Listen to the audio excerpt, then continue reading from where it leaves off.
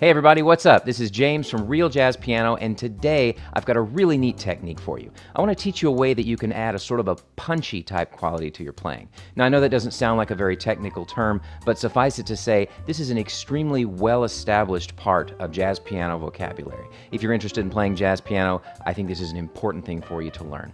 Let's take a look.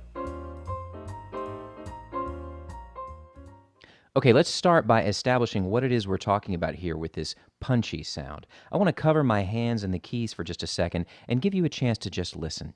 See what you think.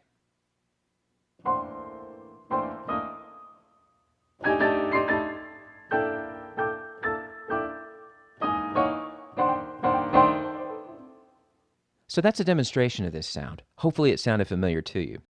In order to use this technique properly, you need to already know how to play your rootless voicings.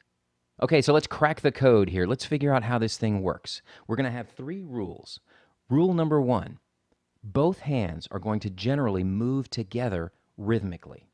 They're going to go up and down like a single unit, generally speaking. Rule number 2, the left hand will use rootless voicings. That kind of thing.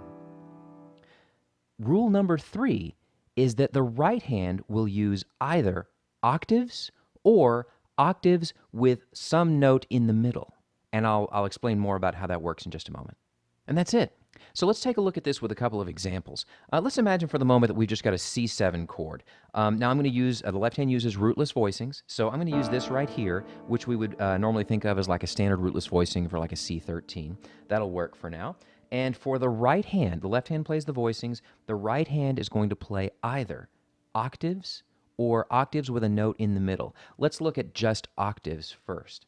And remember, the hands move together rhythmically most of the time. So I'll be going up and down like this. From there, I can just create, a line that I like, something like this.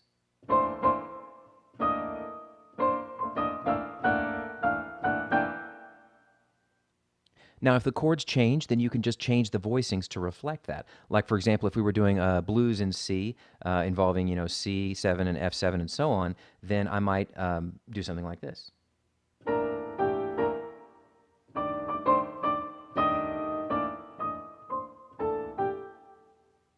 And so on. All right, so we've looked at doing this with octaves in the right hand. Now let's talk about doing this with octaves and some note in the middle in the right hand. Now, that middle note can actually be one of several different things in at least most cases. I'm not going to go into extensive detail about all the possibilities, but I will say that when I use it, at least, it generally is somewhere between a fourth above the bottom note, a perfect fourth, and a major sixth above. So the shape might look like that, it might look like that, that, or that. And like I said, you can choose whatever you'd like. So, for example, I might use this shape. We might call it like a 1-5-1. That's a really nice shape. I might do this 1-6-1, and so on. Now, as you move around, you could keep the same shape and move the right hand in parallel. You get something like this. So there's my 1-5-1.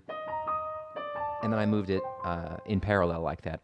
Or you could choose to change that middle note as you move around. Really, it's up to you. You can explore different possibilities and see what you like.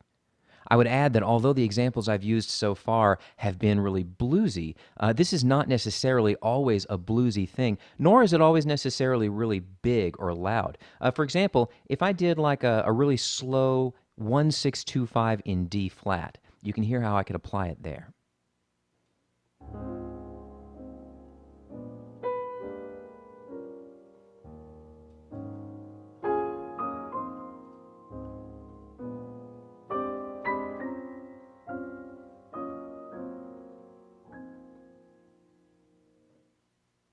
And so on. Okay, I've got to give you 2 really great tips for when you're using this technique. Number 1, you can get a neat bluesy effect by using the version of this technique that includes the middle note in the right hand between the octaves, and by approaching that note, that middle note, from a half step below. So, for example, if I was going to use this shape right here, then instead of just playing it outright, there's my G, that's my middle note between my C octaves in my right hand. I'm going to approach that G from a half step below from the F sharp. Really cool effect. Or I could imagine this shape, C, A, G, and I could approach the A with a G sharp. Like that. And tip number 2, you can also get a neat bluesy effect by doing a descending glissando in the right hand. For example.